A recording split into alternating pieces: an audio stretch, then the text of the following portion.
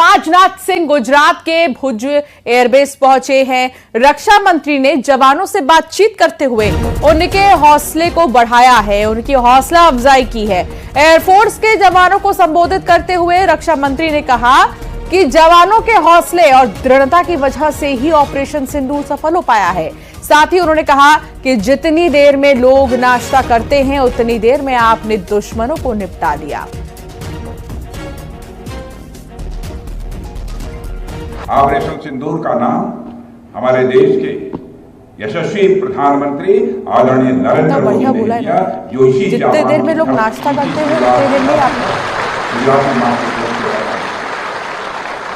और ऑपरेशन सिंदूर के दौरान जो कुछ भी आपने किया है, समस्त हिंदुस्तानियों को, चाहे वो भारत के रहने वाले हों अथवा दुनिया के दूसरे देशों में रहने वाले हों, सभी गौरवान्वित हुए।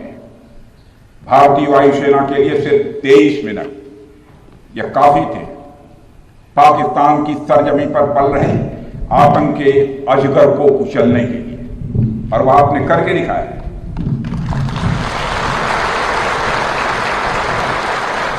और मैं यह कहूं तो यह कहना गलत नहीं होगा, जितनी देर में लोग नाश्ता पानी निपटाते हैं उतनी देर में आपने दुश्मनों को निपटा दिया।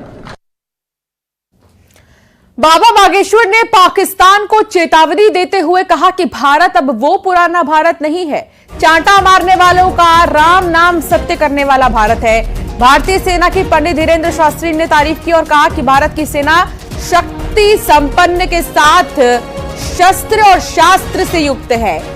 बाबा बागेश्वर जो अपने बयानों को लेकर चर्चा में रहते हैं, उन्होंने आशीर्वाद सेना को दिया और साथ ही उनकी तारीफ भी की है।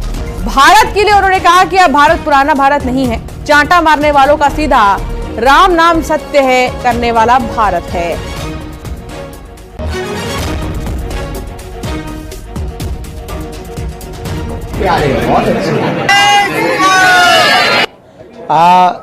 देखिए, वर्तमान में भारतीय सेना संपूर्ण रूप से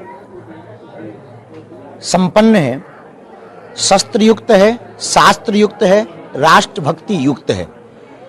अब देशद्रोही, देश को खत्म करने वाले, देश में धर्म पूछ करके मारने वाले लोगों को हमारी भारतीय आर्मी निश्चित रूप से मुंह तोड़ जवाब दे रही है और देती रहेगी।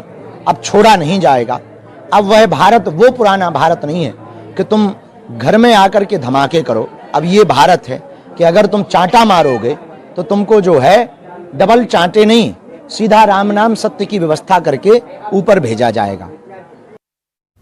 मुख्यमंत्री डॉक्टर मोहन यादव एक प्राइवेट अस्पताल पहुंचे, जहां घायल जवानों से उन्होंने मुलाकात की और उनका हालचाल जाना। आपको बता दें कि भोपाल में कल